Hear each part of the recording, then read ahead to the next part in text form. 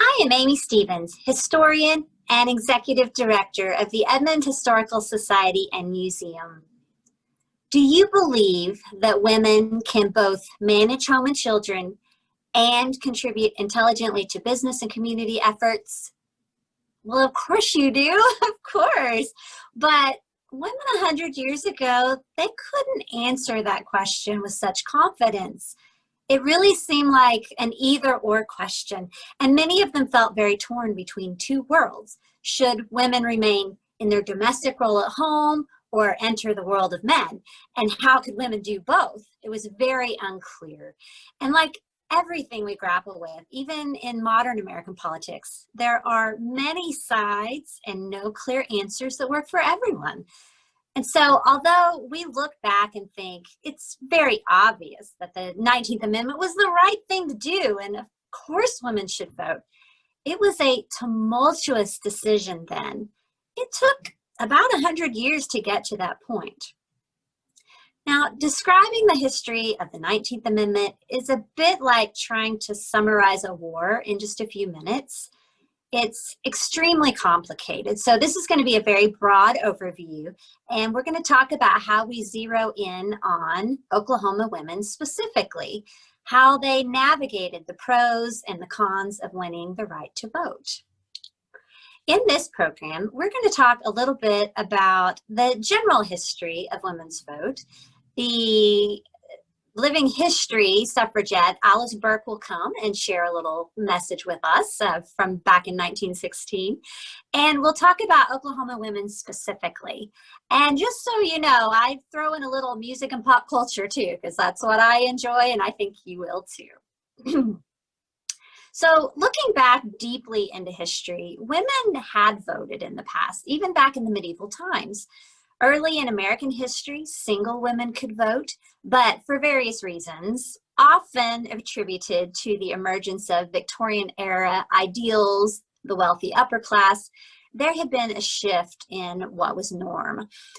It was about 200 years ago in the 1820s that many humanitarian causes were becoming evident, like slavery and religion, and the fact that half of the population was not allowed to vote.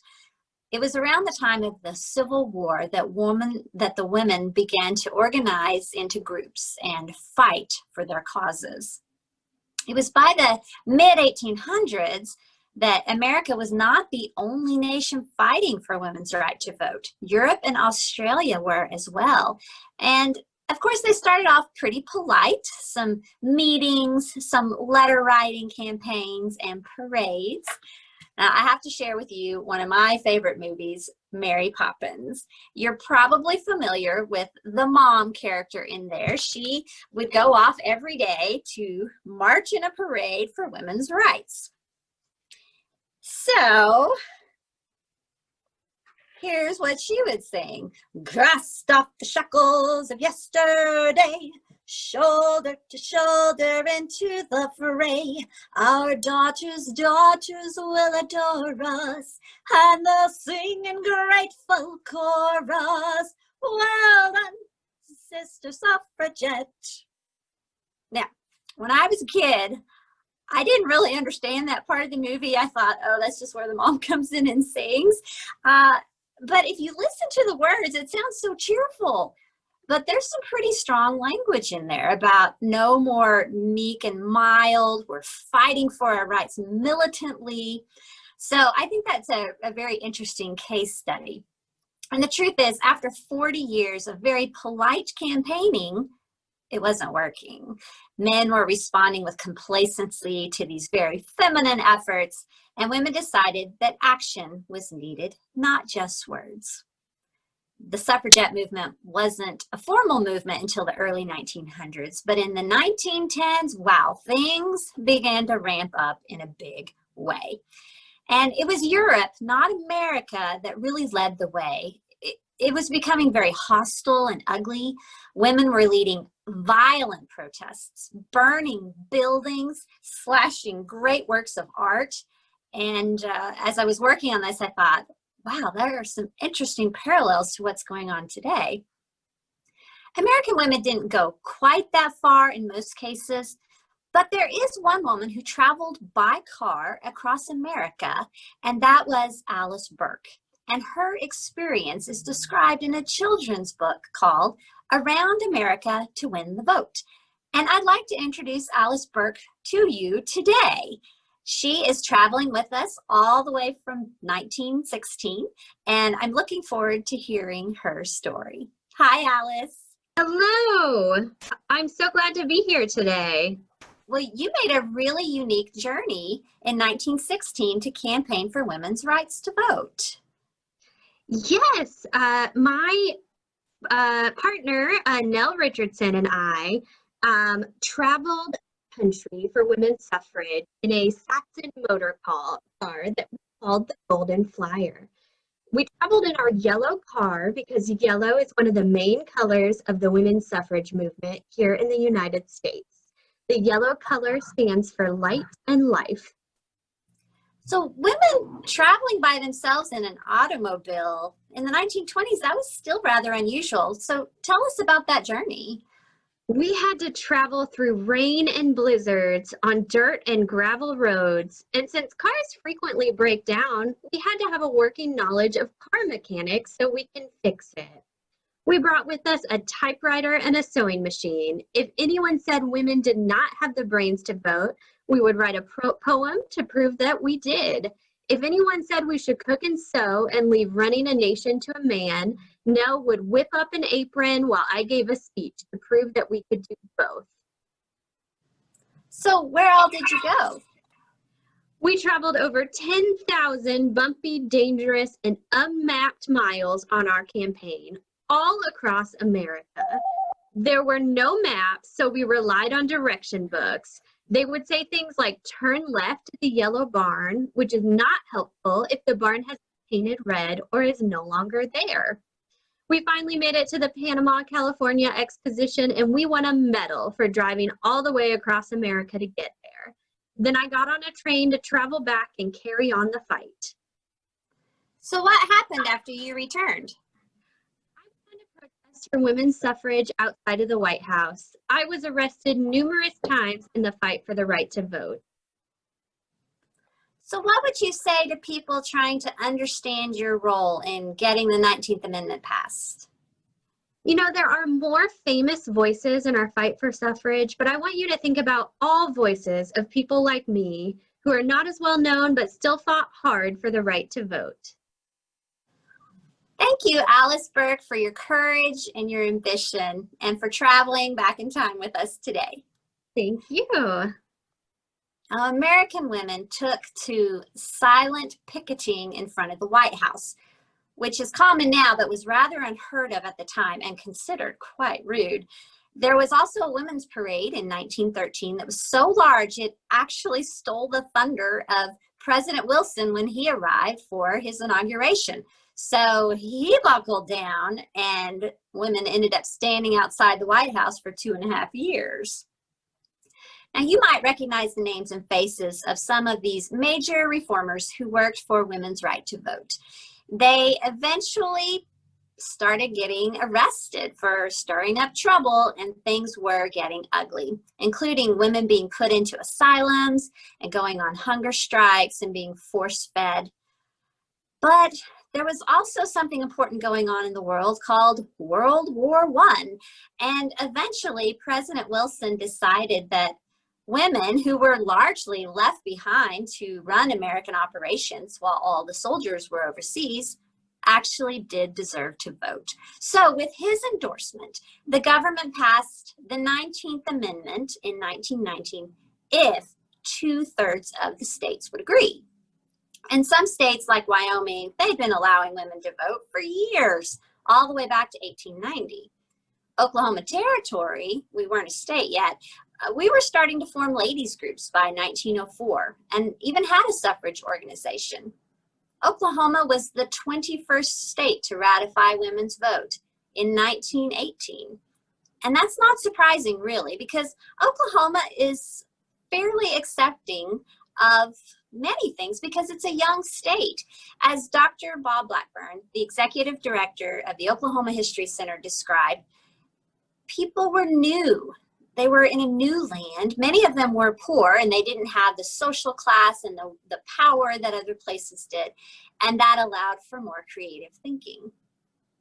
Now, it probably seems to us like all women badly wanted to vote and of course would embrace the opportunity. But like everything in politics, there are extremist views on both sides. There were women who violently disagreed, thinking that by voting, they could not preserve the female values of the Victorian era. And so this led to something called the true womanhood and the new woman. And that's a fairly new phrase, but true womanhood, they fought against the vote. And here are some of the reasons. For example, it would ruin the family bonds at home. There was speculation that women having to do jury duty would expose them to terrible murder trials and crimes that they were too delicate to hear. There was concern that men would stop protecting them because they were so independent on their own, and it would lead to more divorces, that the move might be unbiblical, and that charitable activities for children and education and causes women believed in, they wouldn't have time to do it anymore, and so those would disappear. And this was a biggie, that by having a woman's vote, and because she would probably just vote what her husband voted, it would mean that they had a double vote per household. So it was very interesting. And it is worth noting that not all men were opposed to women voting. Some men really jumped in and campaigned hard, which was not really the popular thing to do. It's even worth noting, and this is a pop culture note, that The Wizard of Oz has many undertones of women's liberation because Frank L. Baum was a supporter of the suffragettes. And there are many documentaries and museums exhibits about that as well. But in the end, it was men who had to cast the vote for women to vote. And to allow the 19th Amendment, it was going to take 36 states. In Oklahoma, the woman that swayed the vote at the last minute was Aloysius Larchmiller. Now, Aloysius had been campaigning really hard, so hard that her health had suffered. She was terribly ill with the flu when she heard that the legislatures had adjourned their meeting without voting on ratification, and that in order to do that vote, they would have to call a special session. She also heard that the Attorney General would be speaking against it, and so she knew she needed to speak for it. Defying her doctor's orders, she made it to the special session and spoke so eloquently that her arguments won the vote, and a special session was called. And 2 days later, she died, and she did not live to see the fruits of her effort when the Oklahoma legislature ratified the 19th Amendment 26 days later. Now, on a national level, things were getting really close because by the summer of 1920, 35 states had voted.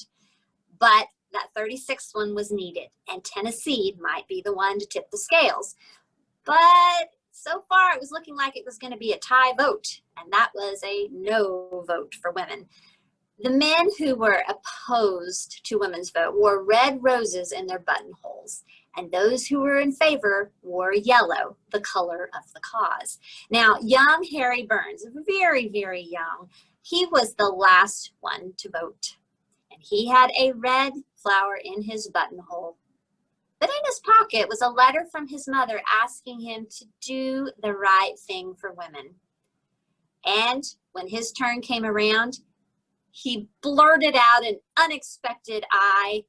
He honored his mother, and the vote passed. So on August 18th, 1920, it was officially done.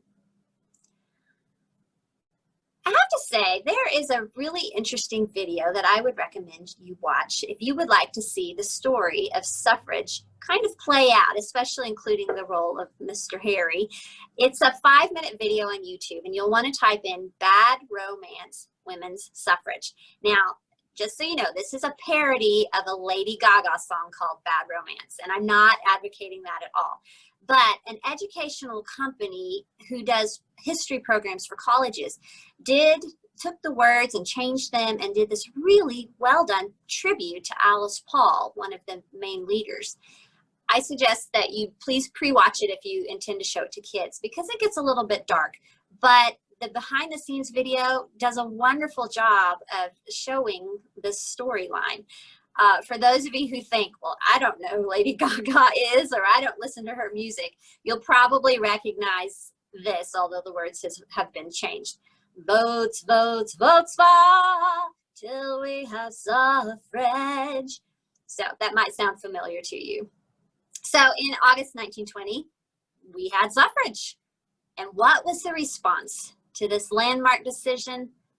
Well, in Edmond, not much, actually. This is a slide, a panel that I did of a 1920s exhibit, and this is pretty much everything I found after lots of research in our archives as well as the one at UCO. And this photograph, by the way, was probably a skit done by college students. The very vague caption does not indicate that these were true women's supporters at all. But that's the only photo I've been able to find so far. There was no evidence of any big rallies or protests before or after the vote. And I have to say, I really have come to the conclusion that Edmond women who were really just passing the stage of being settlers were quite busy shaping civic activities in their own town.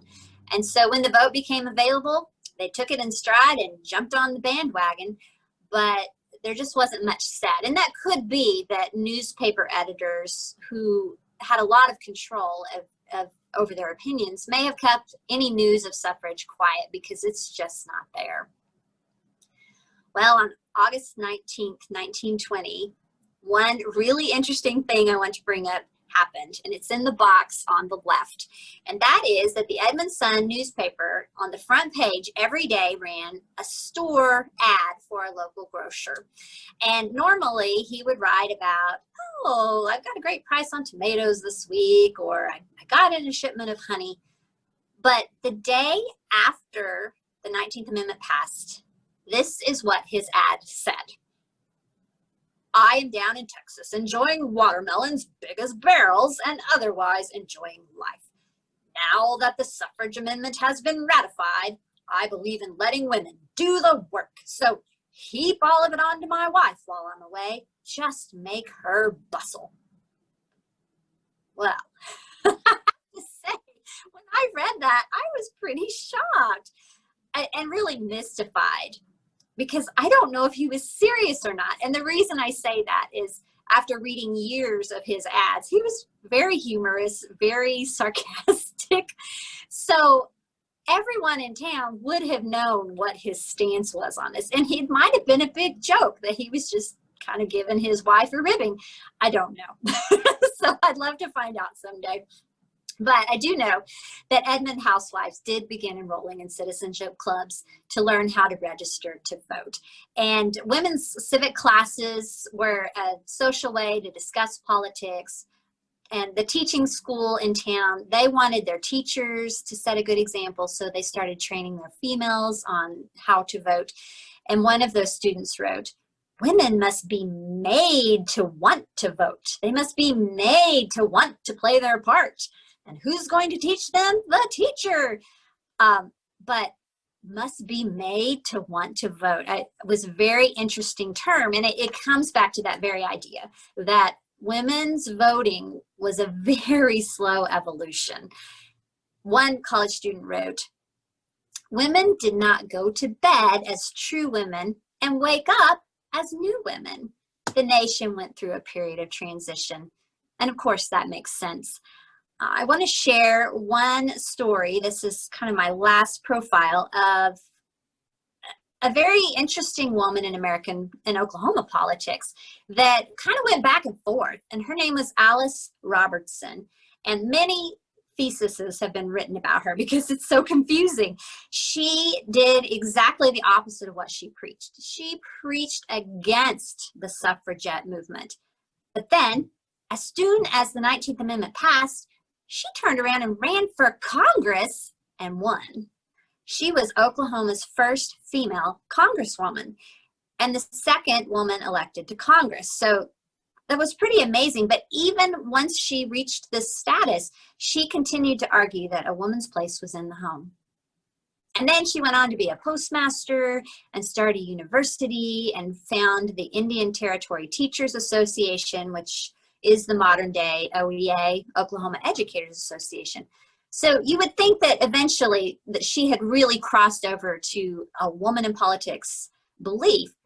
But no, she was still out there telling people, choose love and marriage over your career. So there's guesses that maybe she felt guilty, that she hadn't followed a traditional path. She continued to revere motherhood, and that's how she was raised. So she used her position in Congress to preserve Victorian ideals and actually seemed rather shocked by her own accomplishments. So very, very interesting woman. And I think it really shows the blur of confusion between being a true woman and a new woman. So to wrap up, as we all know, we've hit an anniversary and a very big, big thing happened 100 years ago with approving the 19th Amendment. So it's kind of surprising to look back in history and see that after that happened, a lot fewer women voted than were predicted to show up at the polls. They fought for it, and then very few women followed through. And why? Well, there are a lot of theories. Some is that there was fear, some that there was just burnout. Sometimes husbands were still controlling their wives' movements and not allowing them to go to the polls. And I have to refer back to Mary Poppins, because even though she was out, marching in parades, when she got home, she went right back into that role of whatever you say, dear. And that was just life back then. So maybe the suffrage movement got a lot of big city attention, but the smaller communities hadn't bought into it. We're not sure. Maybe a lot of women were like Alice Robertson, and they just could not get past the way they were raised as a true woman, even though they were starting to live in a new woman's world. It would actually be decades within our lifetime that the number of women's votes equaled the number of men, and recently has just risen above the number of male voters. So that's 100 years of very slow progress. But to wrap up, one very interesting thing has been consistent since 1920, when finally women had a say in politics, and that is that government spending increased. Now, the reason is because it got increased on causes that women deeply cared about. They got attention once the women had a voice. Public health, education, charity, child mortality, these are the things that got additional funding. And these were some of the very things that women feared they would not be able to accomplish if they jumped into politics. And so it's come full circle. It took the radical suffragette to eventually bring the reluctant voter along and reach this point where women are in politics during our lifetime.